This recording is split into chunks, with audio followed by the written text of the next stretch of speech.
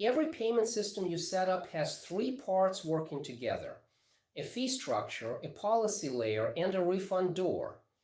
This unit starts at the top of the stack with the category question before any vendor name enters the conversation. The vendor selection waits for Module 19. Today's work is figuring out which of two buying decisions you are actually facing. Fee structure, policy layer, refund door, three parts. The fee structure is mostly fixed because processors publish their rates and you negotiate almost nothing. The policy layer is the one you design from scratch, and most coaches underinvest in it. The refund door is the part nobody plans for until the first refund request arrives, which is exactly the wrong time to start designing it. Configure all three before your first invoice goes out, because once invoices are flowing, redoing the configuration means migrating live client records. Two categories, one decision. The standalone path means a general-purpose processor, Stripe, Square, PayPal, that handles payments and nothing else. You bring the scheduling tool, the contract tool, the invoicing layer separately. The coaching platform bundled path means Paperbell, Practice, Bonsai, Dubsado, Honeybook, one purchase that rolls scheduling, contracts, invoicing, and payments into a single client-facing flow. Two completely different buying decisions, two different fee structures, two different commitment shapes. The category determines what you're actually purchasing before the vendor name even matters.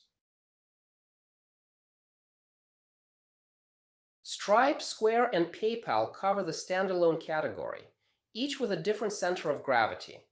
Stripe is developer-friendly and dominant for online recurring billing, the default for most coaches selling retainers.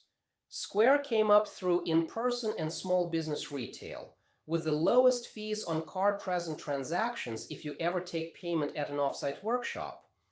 PayPal has legacy reach and the broadest consumer awareness, with higher friction on recurring subscriptions because the customer side is built for one-off purchases. All three work for coaching, and all three work for a flower shop down the street, which means the configuration for coaching-specific workflows like retainer billing is entirely on you. The bundle category collapses four buying decisions into one. Paperbell, Practice, Bonsai, Dubsado, Honeybook, scheduling and contracts and invoicing and payments live in the same system, and the four tools talk to each other because they are the same product. Underneath the payment layer is usually Stripe or PayPal with a platform markup added on top, so you are paying the processor fee plus a slice for the integration work the platform did for you.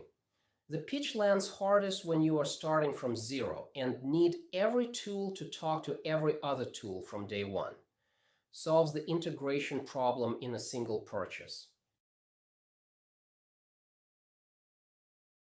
Pricing math sets the rough boundary at the category level, not the vendor level. Standalone processors run roughly 2.9% plus 30 cents per card not present domestic transaction. That is the number to memorize because most of your invoices will land in that bucket.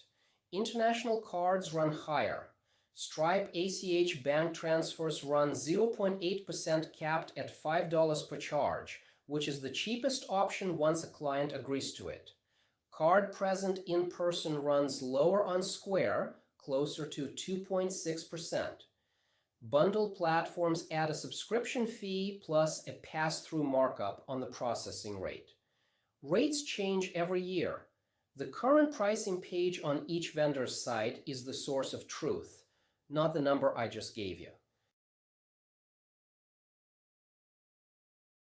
Banking is the upstream dependency you cannot skip.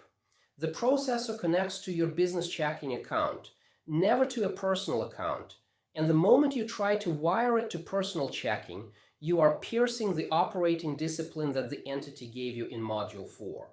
The business checking setup lives in Module 6.2 through 6.4. If you have not opened the business account yet, finish that work before configuring any processor at all.